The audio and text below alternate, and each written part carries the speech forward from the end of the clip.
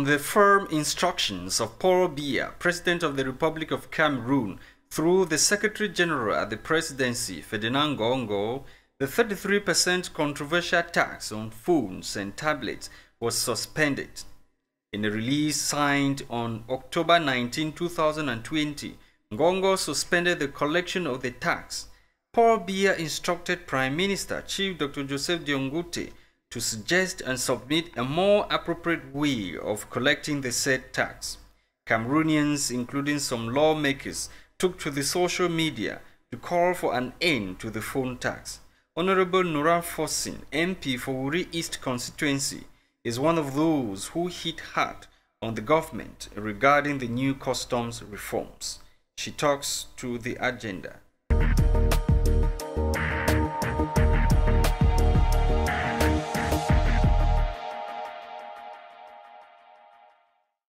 Honorable Noura Forsin, thank you so much for accepting to be part of this edition of the agenda. I must confess, it was not easy having you.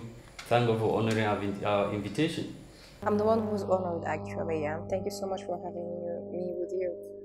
Okay, Honorable, this is the first time we are having you on the agenda, My Media Prime Television. It will be of interest to our million televiewers and young Cameroonians or youths who are watching us at this time to have you walk us through your educational, political, and professional backgrounds. Well, I did my primary studies in Egypt, then we came to Cameroon, where I did my secondary studies at Buea, actually, Lycée Bilingue Buea, the LBB.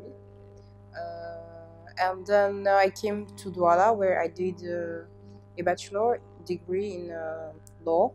Then I had also a degree, a bachelor still again, in marketing at the British Council, actually. So this is my parcours. It's about the political career, like you already mentioned. My political career, let's say, well, everything started. I was very young. I got interested in politics very young. I think I was like at Form 3 at that time, and I had that talk with my dad, and was like, what is going on TV? It was National Assembly, actually, and I was like, what is it? What is it actually? And he was trying to explain to me everything and how important the National Assembly was for my country. I think that's when I really opened my eyes on politics, and then I forgot about it for a long time ago. And then when I got to meet Cabral Libi in 2018, that's when my interest in politics came back. And I realized that, wow, this is a young man, 38 years, who is going for presidential election. That was huge. And then I realized that, okay, maybe youth can really get and take interest in the political decision of this country and participate. And then we went to do the whole 2 weeks of the presidential campaign all over the country. And it was quite interesting, because I got to discover our country, I got to discover people, and to realize people really, how people suffer all over, and how we can really be of good help to the country. So that's how after 2018, when I just got like really that, okay, I have to do something also about it. And under Cabral Libi, it was like, I have to participate. It's important for my country. I have to be an actor and not somebody who just sit there and watch. Okay, Honorable, you are one of the youngest MPs, if not the youngest. I'm one of the youngest. In Parliament in Cameroon, and you equally have a huge following on the social media network. You call yourself the audacious choice for Wuri East constituency. Yeah. Well, actually, this is what the main, how do you call that, slogan in 2020, actually made by the national our party, and I thought it was something very clever, and I tried to really to make it my own, and to make people feel that I'm not only a choice, but I'm a good choice. So this is an audacious choice, because I was a young person going to election, was not a huge background of politics, but I think people they took risk, voting for me. So it's very audacious. Yeah. And this audacity is what probably pushed you during one of the plenary sitting at Parliament, where you believed that the government of Cameroon did not actually implement the barrier measures put in place to protect its citizens from the deadly coronavirus pandemic. You decided to stay out of Parliament. Yeah, actually I did that on the first day that it has been confirmed.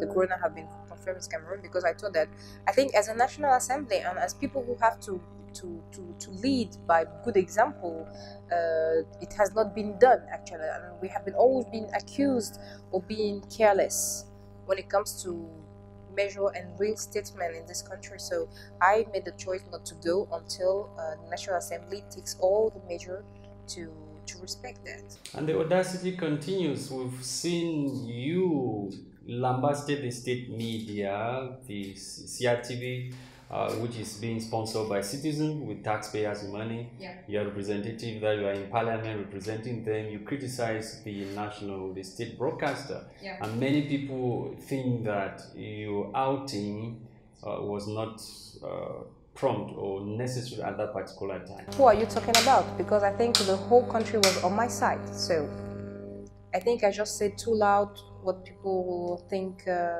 Yeah, it was concerning the phone tax, and normally, according to what you believe, the national or the state broadcaster was supposed to inform citizens, exactly, most of whom are young people who are supposed to purchase these mobile phones. And you think that the CRTV, the Cameroon Radio Television, was not doing what it was supposed to do to inform these young people? Well, actually, I was doing a broadcast on my Facebook. That means it was a live, which was about a whole 1 hour, and then somebody just found it very funny to just take those 40 seconds on the CRTV statement.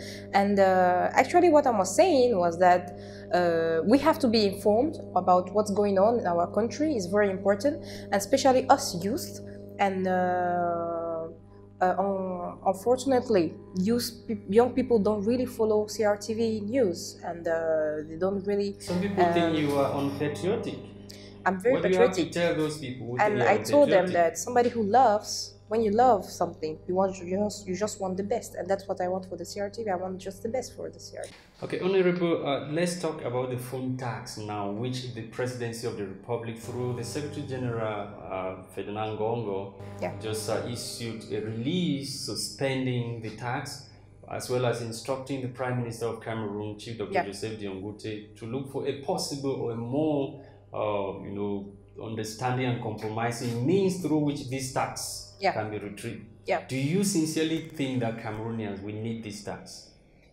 The tax is not a new thing, actually. The tax has been there for a long time, for years, you know. It's just that the way they want to get that tax, that is really strange and new. Because this tax, it's what? Is that the 33% has been there for a long time. It's just that now, as they cannot get it, actually, because mobile phones comes inside Cameroon without the custom knowing, you know. So it's something that they don't take any custom on it.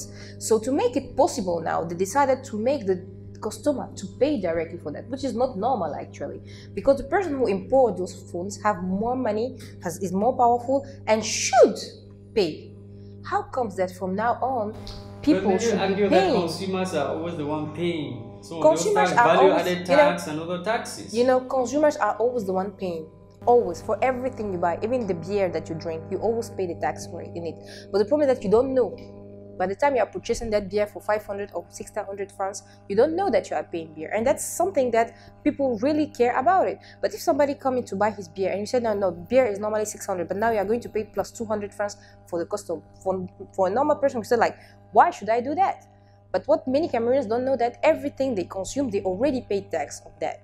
But the way, and there's also something very interesting, is that when somebody brings the phone, you don't even know how does the phone really cost in the beginning till you get. That means the person who brings the phone, he can sell it for 100,000, he can sell it for 200,000. You will never know what is the initial price. So the person who may tell you that he didn't pay the tax, or he did pay the tax, how will you verify that the price of that phone is with or without the tax? Did he even care about removing the tax money when he's selling you the phone? The same phone that he used to sell for 100,000, he will still sell it for 100,000, but you will have to pay on top of that the 33%, which is too much. you know. So I believe the strategy should be the people who bring those phones inside Cameroon, that they should be the one paying, not the final consumer. How would you ensure the market price? You're a lawmaker. If you were to propose in parliament that those people who import phones into Cameroon, they have to pay, how would consumers be free of the tax? Would they not see inflate? They are business people and their aim is to make money. Of course, they have to run after the opportunity. Even me, if I was in that case, I would still do the same thing. I would just bring my phone sell for 100,000 and still say that and then you the customer, you still have to pay that 33%. For me, I think one way very important to pay this, to be sure that people pay this tax, I mean, the people who import those phones, is to control. I think the custom have to control what's coming on inside the Cameroon, because it's scary actually. Corruption at the level of custom. Yeah, and it is scary. Are crying every day. It is scary because if you cannot control what's coming on inside the country, then that's a huge problem. I'm not against paying the custom. You have to know that very well. I'm against the way that's been used to pay that custom. They have to pay that custom. People import iPhones for billions. You don't even realize. Like, you have a small bag. Like, I have a friend who does that business. A small bag like this of phones is about already 150 million. You don't see the bag, but it's 150 million. It's scary. The business of, as I just heard from the custom, that Cameroon import about 4 million phones every year, and no tax have been paid. Actually, they collect about 100 million tax every month, compared to 2002 or 2000, where they used to collect 3 billions per month. Have you seen the gap? It's crazy. That means there is no control. It's very scary, and many Cameroonians are still worried. You know, this convention or this deal that was signed between Cameroon government and European Union, where goods manufactured at the level of the European Union have to come into the country, custom or duty free. Yeah. How do you explain this? We want to impose 33% on phones. Meanwhile, products coming in from Europe is custom free. Well, how do you qualify that by yourself? Tell me. Answer for your own question. Isn't that scary? You lawmakers, you the ones who have the knife and the arm to decide. I have to tell you something. Those laws have been taken before that I arrived to the National Assembly, before my president Cabral Libby arrived to the National Assembly. All those who have been taken before us. That means 2019 and before that. We just arrived 2020, and I think that since we are here, me and my colleagues from the PCRN, since we are here, we are trying to do our best to let people know what's going on. If we were the one there by 2019 when those laws have been proposed, I think we would have talked about a lot and do our best for them not to go through, although we are still so few. Well, majority in parliament, yeah, still too small, but your voices. We have big voice. We are small, but we have very big voice. Yeah. Okay, Honorable, let me come back. I will still come back to this issue of your outing. Some of your colleagues of the opposition, they think that your outing was not a good one. That's why there are real people who are from opposition, and there are people who think that, they make people think that they are from opposition, but they are not actually. And I think for his special case, he's somebody who's dead politically, and he has to get to be known on. I really mean it. That means he doesn't really exist politically. I did in few months what he'd never been able to do in years. I would say even 10 years, because he participated to the presidential election in 2011. That means he's there for a long time ago, but what I did in few months, he couldn't do it in years. So when somebody is unable and have been trying to fool the population for a long time, it's very normal for him to get some like, to get some attention while talking about me, because I'm the actuality. As all my colleagues from the PCRN, we are actuality. Let me call it problem in quote. Is your problem in quote the perception that many people have of the state broadcaster that is a state propaganda machinery for the CBDM, or your problem is really the reform that you want to see? No, the only problem I have with the CRTV is the quality of the program. I'm talking about the image, I'm talking about the quality of the programs there, because I think that they doesn't really interest the youth. and the youth are the most people who watch the TV. So we always go to other. I mean, the CRTV news is very interesting. You know, even me myself, I get to watch it every time. But the thing that there's some programs that they are too old and they have to be renewed actually. So that's it. I think also CRT have very good and excellent journalists over there. I think they have even the best in Cameroon. But sometimes they are not given the opportunity to express themselves and to propose new things there. I think the problem of TRTV is more about new things going there, new programs, new ideas, more creativity than other things. I don't think it's the quality of the journalism. Program that you're patriotic Cameroon. The perception that some people have about you was wrong. You were just trying to push for reforms. Always patriotic. Always. This is my main reason. Always. This is not new. And people who know me, they know that I am patriotic. Very patriotic even. Honorable, we've seen you in several communities across the national territory where you are trying to empower young Cameroonians, most of whom have indulged themselves in agricultural production, livestock and all that. What explains this love for these young people? We see you rare. We see some MPs. It's rare to see some MP do what you're doing in most of these communities. Well, I think where do you get the funding? Just the micro grants that you're able to do what you're doing? It's not always about the funding, you know. It's more about the quality of the engagement that you have.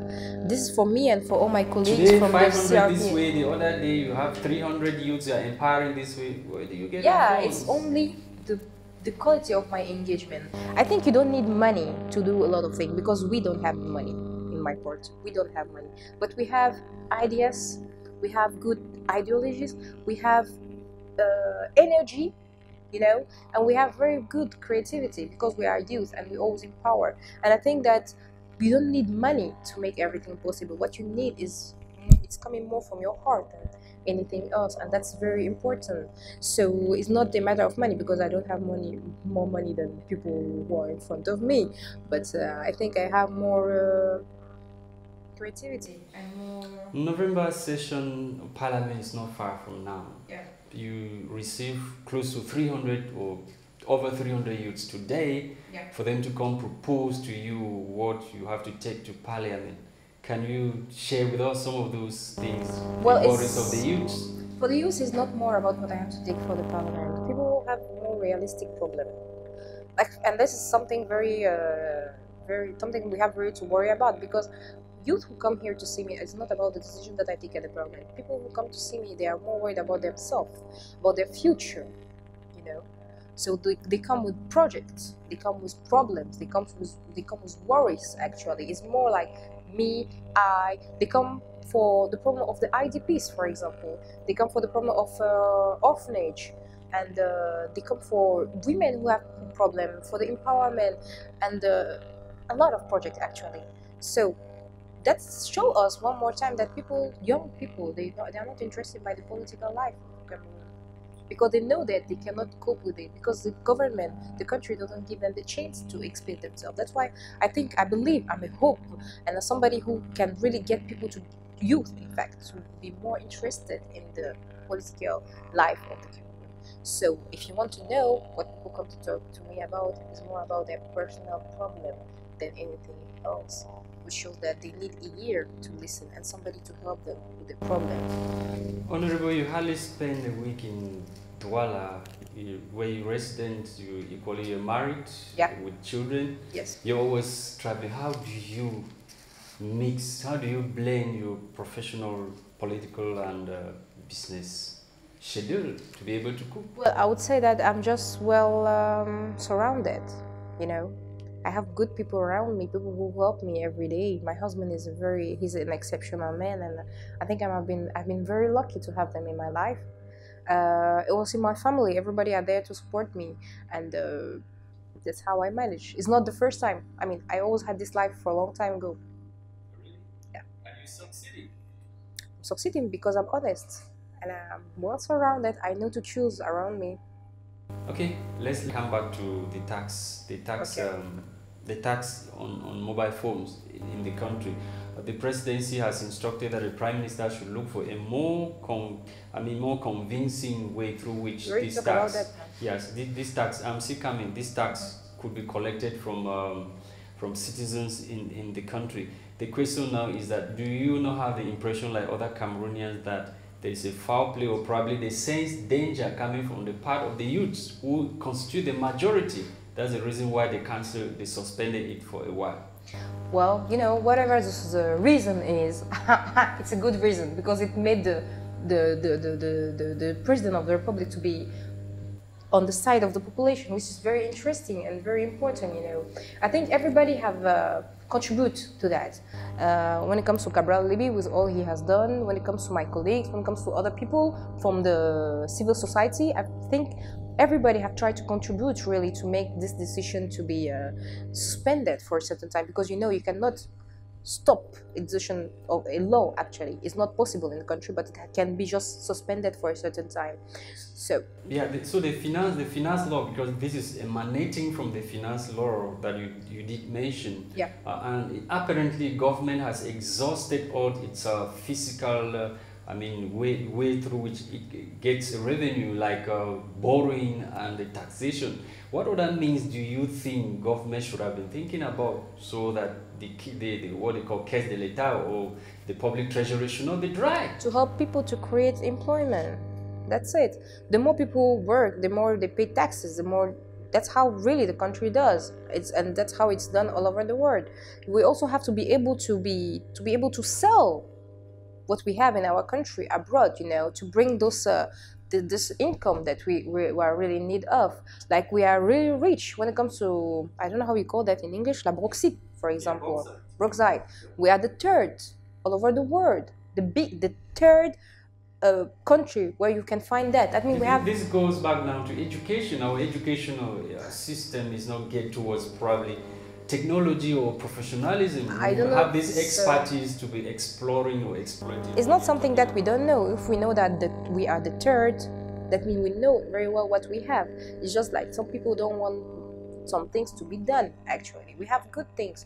Not only that, we have also our culture that is almost non-existent. You know that we only use 4% of our potential. This is something to worry about when everybody is trying to, like Ivory Coast, Ghana, they are really trying to improve their agricultural field, because they know that this is the future. I mean, everybody is going, whatever it's going to take, we are going to still produce, you know. When it comes to fishing, as I just did this training session with those youth, we are importing a lot of fish in Cameroon, or we can still produce that, you know. So this is those are things that we really have to work about, that the country have to work about. What I can do is to try to push, but that's all I can do. The government have to take its responsibilities. Let's talk about this issue of corruption. Recently, we had reports of over 36.2 billion francs embezzled in 3 months at the level of the Ministry of Finance in Cameroon. Mm-hmm. And recently, the World Bank just published a report putting Cameroon as Africa's most indebted country to China, with over 6,000 billion francs CFA. Yeah. What a paradox. Yeah. 6,000 billion francs CFA. Yeah. What a paradox. We are poor. What should I tell you? We borrow money because we are not able to how can I say it, to make our own money. Actually, that's why we have to borrow. That's it. And for the embezzlement, this is something very crazy, because I wonder who really does the control. It's really curious. How can the money just disappear? 36.2 billion within 15 months, not up to 2 years, 1 year plus. It's a lot of money. It's a lot of money. But we cry that the caisse de l'État is empty. It's empty. So yeah. You, as a parliamentarian, you'll be going back to parliament in November. Those are some of the worries that people will expect, or those who voted for you will be expecting. Well, actually, we are going back for November session. Is going to be mostly about the budget of Cameroon. So I think a lot of questions are going to come out, and it's going to be quite interesting to follow up. Honorable Laurent Fossey, thank you so much for accepting to be part of this edition of the Agenda. We are glad you honor our invitation. It's my pleasure, actually, and I hope you're gonna have me more on your on your Certainly, agenda. certainly, we are open. We always receive you any moment. You're free. You have the Okay. time to talk to us. Cool. Thank you very much. Thank you so much for coming.